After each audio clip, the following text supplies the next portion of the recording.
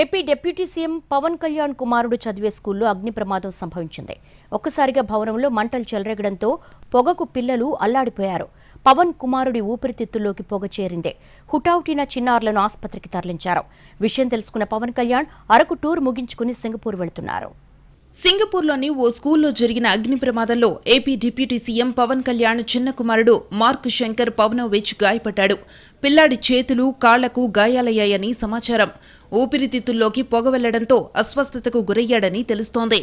River valley shop హౌస్లో ఉదయం 9:45 ఈ ఘటన జరిగింది. భవనంలో 2, 3 అంతస్తుల్లో మంటలు చెలరేగాయి. ఈ ప్రమాదంలో 15 మంది చిన్నారులు గాయపడ్డారు. వారిని స్థానిక ఆసుపత్రులకు తరలించి చికిత్స అందిస్తున్నారు. యాక్సిడెంట్ విషయం తెలుసుకున్న పవన్ షెడ్యూల్ కార్యక్రమాలను పూర్తి చేసుకుని సింగపూర్ వెళ్లారు. అగ్ని ప్రమాదం అనుకున్నాను కానీ ఈ స్థాయిలో ఉంటుందని నాకు తెలియలేదు. ఎలా జరిగింది అంటే ఎలా ఉన్నారో నాకు ఇంటెన్సిటీ సీరియస్నెస్ నాకు తెలియలేదు. అంతా బాగుంటుంది అనుకున్నాను. చూస్తే ఇప్పుడు తనని ప్రస్తుతం హాస్పిటల్లో జాయిన్ చేశారు. బ్రాంకోస్కోపీ పెడతా ఉన్నారు. Very tragic news.